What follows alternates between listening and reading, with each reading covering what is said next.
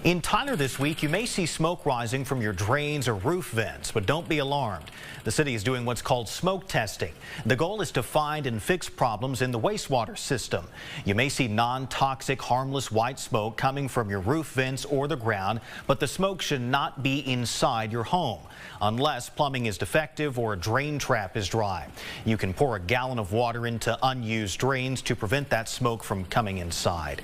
The affected areas are in South Tyler. You can see they're circled here on the map near Faulkner Park and also the village at Cumberland Park. Testing started today and will continue through Friday. During the testing, the city says sewer service will not be interrupted.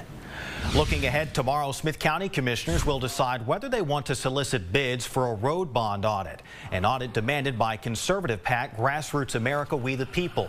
2 weeks ago, commissioners held off on a vote until they could verify whether some proposed amendments were legal.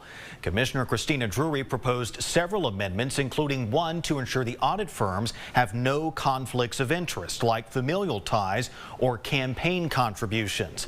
The Smith County Commissioners Court is set to meet tomorrow morning beginning at 9:30 inside the Commissioners Courtroom at the Courthouse Annex in downtown Tyler. Also tomorrow, County Commissioners will consider a request from the Animal Protection League to offer low-cost spay and neuter services in the parking lot behind animal control. If approved, the services would be provided Tuesdays from 10 to 2 at no cost to the county. An old Tyler church could soon become a new senior living complex. The Brownstone Group, a Houston-based company, wants to transform Iglesia Nueva Vida off North Broadway Avenue across the street from the Salvation Army in downtown Tyler. That proposed project would turn this church into an income-based rental housing community for senior citizens, including more than 50 units.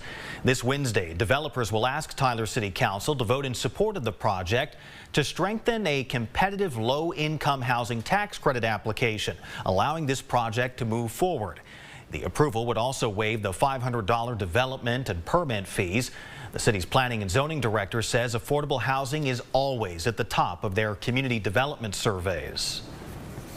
With the proposal here to add additional affordable units for our senior community, that seems to achieve that. Kingma says the property has not been rezoned, meaning before construction can start, it needs final approval from Tyler City Council.